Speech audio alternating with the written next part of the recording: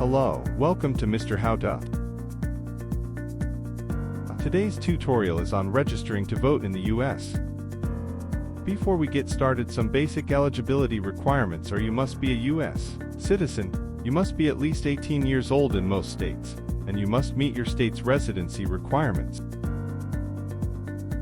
Alright, let's get started. Step 1. In your web browser, go to vote.gov.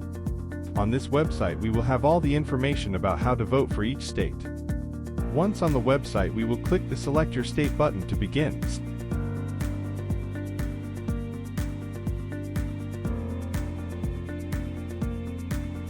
Step 2. We will use this list to pick the state we are registering to vote in. Step 3. We will choose our method of registration. We can choose to do it online, by mail, or in person. If you want to do it online, we will choose the red arrow option. If you want to do it by mail or in person, we will choose the green arrow option. Last step, we will give our personal info. Don't worry, your information will be kept secure.